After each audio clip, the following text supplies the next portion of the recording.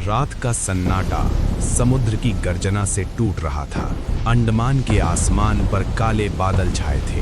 दूर एक इमारत की तीसरी मंजिल पर एक संकरी कोठरी के भीतर एक कैदी दीवार से टिककर बैठा था। उसके पैरों में बेड़ियां थीं, हाथों में घाव थे, लेकिन आंखों में एक अजीब सी शांति थी। अचानक गलियारे में कदमों की आवाज गूंजी। पहरेदार ने दरवाजा खोला, दीवारों को टटोला और कील से उकेरे गए शब्दों को खुरच कर मिटाने लगा। वो शब्द थे स्वतंत्रता के। वो कैदी था विनायक दामोदर सावरकर। ब्रिटिश अधिकारी समझते थे कि दीवारों से शब्द मिटाकर वे विचारों को खत्म कर देंगे, लेकिन उन्हें नहीं पता था कि काला पानी की दीवारों पर लिखा हर शब्द इतिहास बनने वाला है। अंडमान और निकोबार द्वीप समूह में स्थित सेल्युलर जेल को लोग काला पानी कहते थे। यह सिर्फ एक जेल नहीं थी, बल्कि एक ऐसी सजा थी जो इंसान को उसके देश, समाज और परिवार से हमेशा के लिए काट देती थी। समुद्र पार भेजा जाना उस समय सामाजिक मृत्यु के समान था। 1857 के विद्रोह के बाद ब्रिटिश हुकूमत को एहसास हुआ कि भारत में बगावत की चिंगारी बुझी नहीं है। उन्हें एक ऐसी जगह चाहिए थी जहां क्रांतिकारियों को मुख्य भूमि से हजारों किलोमीटर दूर रखा जा सके। 1896 में इस जेल का निर्माण शुरू हुआ और 1906 तक ये पूरी तरह तैयार हो गई। इस जेल की बनावट बेहद सोच समझ कर की गई थी। 7 पंखों वाली इमारत जो एक केंद्रीय मीनार से निकलती थी, जैसे किसी चक्र की तीलियां। हर पंख 3 मंजिला और हर मंजिल पर कतार में कोठरियां। कुल 693 कोठरियां।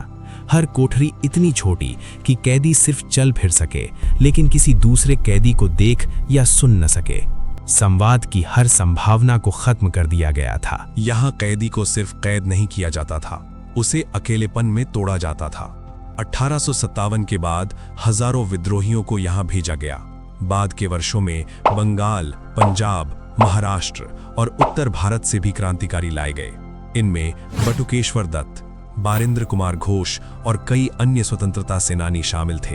हर किसी की अपनी कहानी थी, लेकिन सबकी मंजिल एक ही, काला पानी। सुबह की घंटी बजते ही कैदियों को कोठलियों से बाहर निकाला जाता। उन्हें नारियल से तेल निकालने वाली भारी चक्की में जोत दिया जाता, जैसे बैल। रोज तय मात्रा में तेल निकालना अनिवार्य था। यदि कोई कैदी थक जाता या लक्ष्य पूरा नहीं कर पाता तो कोड़े बरसाए जाते। खाने में पतली दाल और अधपकी रोटी मिलती।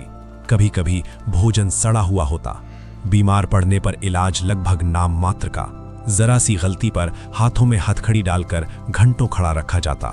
सबसे भयानक थी एकांत कारावास की सजा। अंधेरी कोठरी, कोई रोशनी नहीं, कोई आवाज नहीं। दिन और रात का फर्क मिट जाता। कई कैदी मानसिक रूप से टूट गए, कुछ अवसाद में चले गए, कुछ ने आत्महत्या की कोशिश की।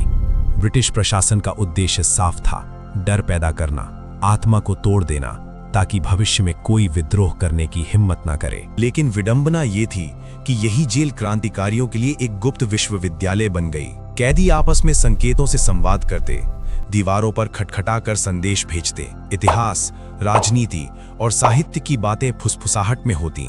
जब विनायक दामोदर सावरकर यहाँ पहुंचे तो उन्हें बेहद कठोर श्रम दिया गया, लेकिन उन्होंने हार नहीं मानी।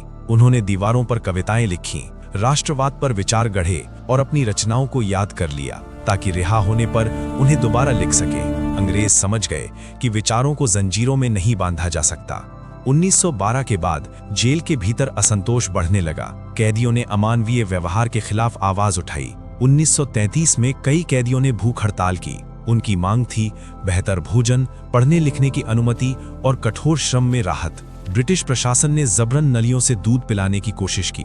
ये प्रक्रिया बेहद दर्दनाक थी। कई कैदी गंभीर रूप से बीमार पड़े, कुछ ने दम तोड़ दिया। इन घटनाओं की खबर मुख्य भूमि भारत तक पहुंची और जनता में आक्रोश फैल गया। काला पानी सिर्फ शारीरिक यातना का स्थान नहीं था, ये मानसिक युद्ध का मैदान था। अकेलापन, अपमान और निराशा, यही असली हथियार थे। लेकिन इन्हीं परिस्थितियों में कई क्रांतिकारी और मजबूत होकर निकले।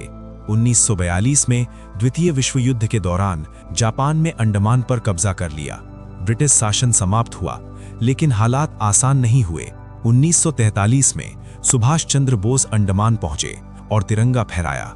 ये क्षण प्रतीकात्मक रूप से ऐतिहासिक था। जैसे काला पानी की दीवारों पर पहली बार स्वतंत्रता की रोशनी पड़ी हो। 1947 में भारत स्वतंत्र हुआ। आजादी के बाद सवाल उठा, क्या इस जेल को तोड़ दिया जाए?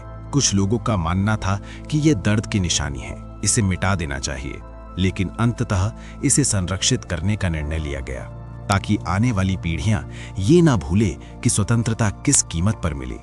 समय के साथ ये जेल राष्ट्रीय स्मारक बनी। आज जब कोई वहां जाता है तो उन कोठरियों की दीवारें अब भी मौन खड़ी हैं। समुद्र की लहरें अब भी उसी तरह टकराती हैं जैसे कभी कैदियों की चीखें टकराती थीं। काला पानी की कहानी अत्याचार की कहानी है, लेकिन उससे भी अधिक ये साहस की कहानी है। ये उन लोगों की कहानी है जिन्होंने अंधेरे में भी उम्मीद की लौ जलाई रखी। उस रात की कल्पना कीजिए जब सावरकर की कोठरी की दीवारों से शब्द मिटाए गए थे। ब्रिटिश अधिकारी सोचते थे कि उन्होंने सबूत मिटा दिया है, लेकिन वे शब्द मिटे नहीं।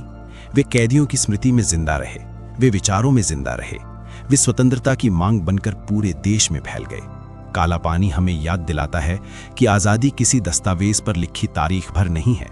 ये उन अनगिनत आंसुओं, घावों और बलिदानों की परिणति है जो उन कोठरियों में सहन किए गए। समुद्र आज भी गवाही देता है। जंजीरें जंग खा सकती हैं, दीवारें टूट सकती हैं, लेकिन विचारों को कैद नहीं किया जा सकता।